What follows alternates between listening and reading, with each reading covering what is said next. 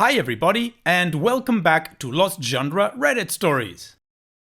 This post is from the subreddit Relationships, and it's by user Deleted, recovered Stereomax. Mother, 47 female, recently took a large amount of money out of my 18 female college 529 savings account, then bought a new car.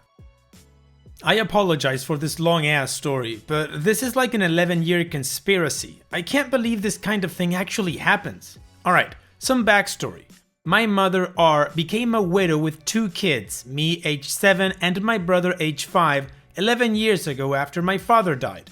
I don't know how we stayed afloat financially at this time since I was so young, but he was an electrical engineer, so I supposed we had some of his income saved and some life insurance benefits. My family, while not rich, never really worried about money. This all changed about the time I entered high school. Suddenly, my mother would yell at me whenever I asked for gas money or some extra cash to go out with friends.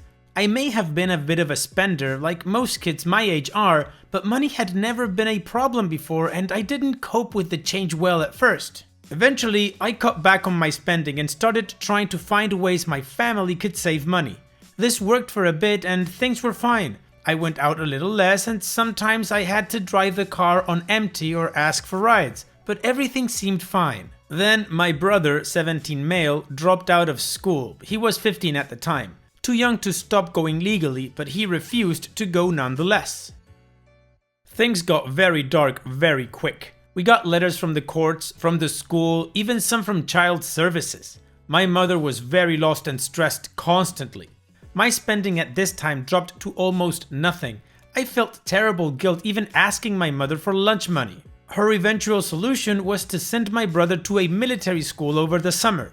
The semester alone cost around $20,000. I never asked where the money came from. I figured maybe things were desperate enough that she had pulled from her retirement or borrowed from my grandparents. He came back from school and things got a little better, and then he decided that he wanted to go to Peru as an exchange student for a year. He and my mother talked it over for months and she finally agreed. She wouldn't tell me how much it cost, but I can guess it wasn't cheap. He ended up coming home early after just a few months and we were not reimbursed for the costs. After all this, I expected things to go to hell. All this money is gone, my brother still refusing to go to school, and child services threatening to step in. Then, my mom picks me up from school, gives me the keys to the car and says, "Why don't you drive? It's your car now," with this huge smile. I'm hella confused about the situation until I get home and see a brand new custom painted Mini Cooper sitting in the driveway. My mother just bought herself a new car. What the F? A couple of months of snooping later, I intercepted a letter from the IRS containing information about 2 529 saving plans in my name and my brother's name. I didn't even know these existed. I opened them up and look at my brother's first. He's got about $70,000 in that account, with a $5,000 subtraction listed for last year. Things started to fall into place. She's been pulling from our secret college accounts to pay for all these purchases. This should have been a warning, but I was too excited to care. I was looking forward to seeing the $70,000 listed under my name as well. I flip to mine and see $10,000 listed total, with a $37,000 subtraction listed from last year. What? I don't even know what to think right now, but it looks to me like my mother has been using my college fund to pay for my brother's schooling as well as her brand new custom car. It looks like she intended to keep the account a secret in hopes that I wouldn't ever be the wiser. This pisses me off because I understand that being a single mother of 2 is hard, but my mother has not held one job since my father died. I have held 2 jobs simultaneously just this year, with half my income going to her because I felt so bad about our finances. My brother, who is now 17, has dropped out of school and sits in his room literally all day playing League of Legends and screaming. I am the only one trying in this family, and it has become very apparent that I am being walked all over. I never thought my mother had it in her. What am I supposed to do? How do I even mention this to her? Okay, in this case, OP, the only thing I can tell you is talk to your mom, because I am absolutely ignorant regarding how that 529 account system works and all of that stuff. Now, regarding you and your family and you working to sustain your family, maybe you can stop doing that and just work to sustain yourself. You're 18 and you hold 2 jobs. You can definitely move out of that house and look after yourself. But again, I think the most important thing is to talk to your mom to clarify this whole thing. I really don't know. Maybe she had to use that account, but no, that's just speculation. And what about you guys? What would you suggest OP should do? What would your advice be? Let me know in the comment section, and now let's move on to the community comments to see what they said. Told You So says, there are so many unanswered questions that I don't think anyone is going to be able to give you any intelligent advice or feedback. Who funded the account in the first place? Who controls the account? When? For how long? And at what point does the money roll into some other account if it isn't used for college expenses? What are qualifying expenses? Is this money that your mother contributed over the years, or is it money your dad set aside before he died? Or was it in his will somehow? Or did your mother fund it with money from a life insurance settlement? There are just way too many different factors at play. My best advice to you is to ask your mom about it. Te Boy says, so this is a 529. That means it's not your money. I repeat, it's not your money. It was never your money. In fact, the whole purpose of a 529 is to save money with the intent of spending it on a kid later while making sure that they can never, ever get that money themselves.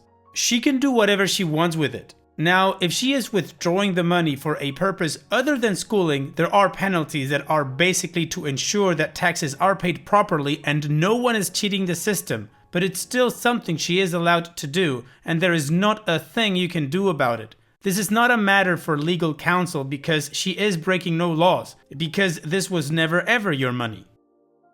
Now, do you have the right to be mad? Of course you have a right to be mad. A lot of money was saved for you that has essentially been squandered. You have a mother who is financially terrible and apparently never learned to manage money properly. And now that your dad's savings are gone, the chickens are coming home to roost on that.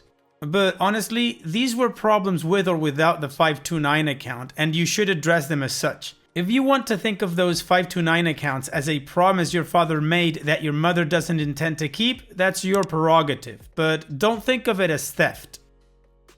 Binky Surprise says, is there a school counselor or trusted adult outside the family you could talk to? I'm sorry that your mom was an immature F. I don't think your relationship is unsalvageable, but I'd be firm in telling her that you feel betrayed and like you've been taken advantage of. I think her buying a car for you is a sign that she feels guilty about spending so much on your sibling. Still, it was a really immature move for her to make because an education has more value than a car. I bring that up because I think there's a chance she will lash out after you speak with her. People with guilt tend to do that. Obviously, this will remain a point of contention with you two. I'm sorry I don't have any better advice, but I feel like someone older and wiser than me, and someone you can meet with in person, would give the best advice on how to handle the delicate situation, because I do think you should tell her that you are hurt, but you don't want things to get too acrimonious. Well, I definitely learned something about the 529 account from that second commenter, so now let's move on with the update to see what happened after this. Okay, so the past couple of days have been hectic. I've been working double shifts because one of my co-workers is sick and I'm covering for him. This means I leave the house early in the morning, 5 or 6 AM, and usually don't get home until midnight or 1 AM the next day. Once I had some time at home, I had intended to sit down and ask my mother about everything. But the more I thought about it, the more I realized that she would probably be able to talk me down or convince me of something untrue. She's my mom, and even when I'm super pissed at her, my subconscious tries to make excuses. So instead I asked my manager for a 2-hour lunch break so I could go visit my grandparents across town and have a talk with them before confronting my mother. They pretty much confirmed everything I had already come up with. There were some parts I had little wrong, like it turns out that my father was not the sole contributor to the accounts. My grandparents had actually put in 25% of the original amount. They also told me that they had already tried seizing the accounts from my mother immediately after my father's death, but that her legal advisor was able to use my father's poorly detailed will to spin it in her favor. My father clearly hadn't expected to pass when he did, and so his will was very generic and left a lot of things out. The judicial system sided with my mother on most issues, even when my grandparents tried to get involved. They knew she would not spend the money the way that he had planned, because she had never understood the real value of money before. They told me how infuriating it was to watch her raise their grandchildren and basically break down everything my father had built for our family. They encouraged me to move out as soon as possible and start saving all my money for college. They told me that whatever I had saved at the end of the year, they would match as long as I still intended to use it for school and that I was no longer supporting my mother. This is a great relief and opportunity, and I am grateful to them, but I still feel really crappy about the whole thing. I spent last night at my friend's house, and when I went back home the next morning, my mother demanded to know where I had been. I told her I had lunch with my grandparents and they had mentioned some college accounts. At this, she basically lost what was left of her sanity. She was really mad at first. Then she started crying and yelling horrible things at me like how I'm the worst daughter, I'm breaking up the family, and my personal favorite, how it's all my fault Dad died. At that point, I kinda lost it and packed up my important stuff and left. I'm at my friend's house right now and she's offered to let me stay with her as long as I need to, as her roommate. I just have to help with groceries and other expenses, but with 2 jobs, that shouldn't be a problem. I've filed out my FAFSA and applied to a couple of the local colleges and 2 big state universities. Hopefully, I'll be able to attend school soon and put this whole nightmare behind me. I'm torn up with guilt for leaving my brother behind, and I still hear my mother's words in my head. But I also know this was probably my best option. Thanks for all your help and support. Wow, OP, that turned really weird. I wasn't expecting that from your mom. That line about being it your fault that your dad passed, that's just wrong. It's a good thing that you got out of there. The help from your grandparents is something that I'd definitely take, and then I just move forward. And regarding your brother, I don't know there's much you can do at the moment. Hopefully at some point he gets a grip of his life and tries to do something, and at that time maybe you can help him. But for now, take care of yourself, OP, and thank you for sharing.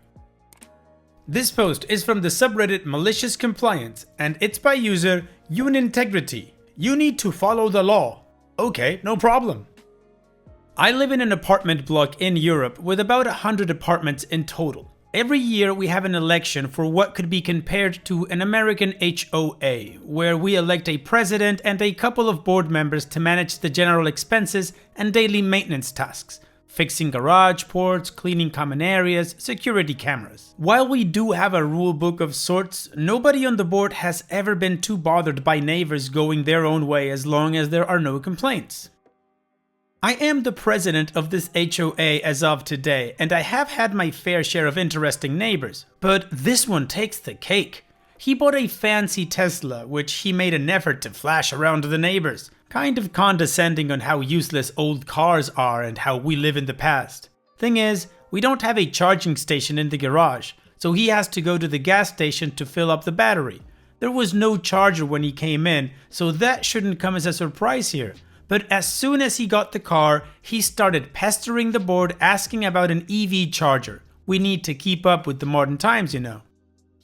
We repeatedly answered that it is in our plans and that we would love to get him on board to help us, as he was the main interested person in the task. This would make the process much more efficient. He never responded to the invitation to join and help. There is even a small payment for the board members, and we are slammed with other higher priority tasks that have suddenly popped up. Fire alarm upgrades, changing parts of the sprinklers, so we really cannot use much time in EV charging, although we all agree that we have to get that going. Suddenly, I got a phone call from an electrician reading from the law that we cannot deny an EV charger in the garage, and that he would come the following week at our earliest convenience. I just asked him for some time to read the law and make sure we were on the same page, and in the conversation he slipped the name of the person who had ordered the charger. To no surprise, it was the Tesla man. There are others interested in EVs in the garage, and we have fluent communication with them about this matter. They prefer to wait than to work on the case, which is fine by me. So I reread all the laws and our internal regulations to make sure that we were following everything to the letter. It turns out that the law forces an HOA to facilitate the infrastructure for EV charging, not the stations themselves, as long as there is not a force majeure reason against it, like economical reasons. And our internal regulations state that changing essential infrastructure of the building needs to be done under the approval of the General Assembly, which happens once a year. I talked to our finance manager and he argued strongly against such an expense without getting a loan to partially finance it, as it would destabilize the economy of the community. With all that, we decided to comply with the regulations fully. 1. We won't decide on any structural changes to the building until the next General Assembly. 2. We need a person dedicated to following the steps of finding providers, comparing offers, and presenting them first to the board and then to the rest of the neighbors. This also includes safety measurements for the upgraded infrastructure. 3. Once we have a budget, we will find bank offers for the loan that we will have to take most likely. And 4. We need to hire a lawyer to update the rulebook to account for the use of chargers in the garage. As steps 1 and 3 are dependent on General Assemblies, the process will inevitably be prolonged in time, and we know that neighbors are generally against taking up a loan that will increase their monthly costs. So he will have to fight an uphill battle for being a pain in the butt.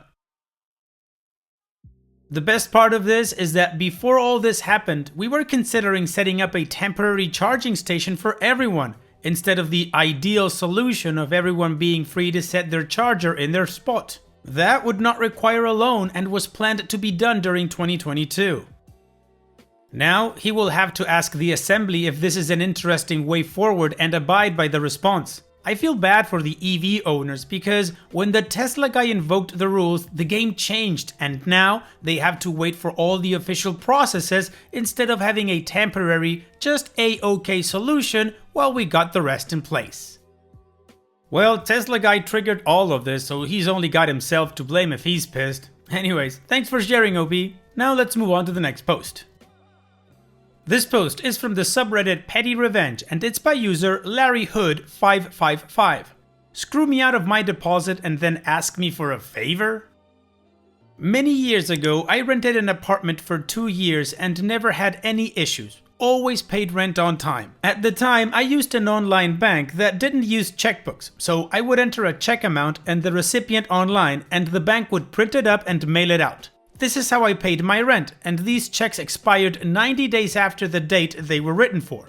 Anyways, after I moved out, I had to pester my landlord for about 2 months to get my security deposit back, which was the same amount as 1 month's rent. I called and texted him dozens of times and never got a response. So one day on the 1st of the month, I stalked out of my building because I knew he always came to collect the rent checks that people would slip into the mail slot. When he showed up and I confronted him, he told me he hadn't gotten back to me because he was in the hospital with a heart attack and that he would not be giving my deposit back because the cupboards were dirty. They weren't. I wiped down every surface, and there was some mold above the shower, which was true, but it was minimal and the paint and drywall were not damaged. He told me I should have told him about the mold and he would have handled it before it got that bad. I probably could have challenged it somehow, but I was young, it was my first time renting, and I was unfamiliar with renters' rights. Fast forward another month or two, and he calls me up and tells me one of my rent checks bounced.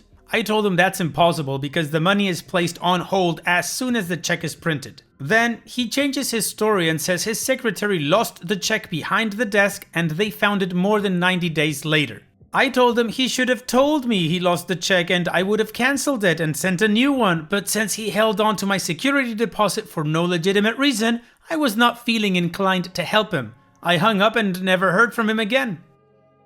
Well, OP, but you did pay him, with the same coin. Dad joke. Thanks for sharing, OP. And it's that time that we've reached the end of the video. I hope you enjoyed today's stories. I really did enjoy reading them to you. So if you did, then don't be shy and go ahead and give the video a like. And don't forget to subscribe or even share this video with people that you might think will enjoy my storytelling. Also, if you have the time, go down to the video description and check out all the links I have for you. from our Discord community to my channel merch. And finally, I'd like to say thank you for watching. It really means a lot to me that you enjoy my videos. And having said all that, I'll see you guys in the next video.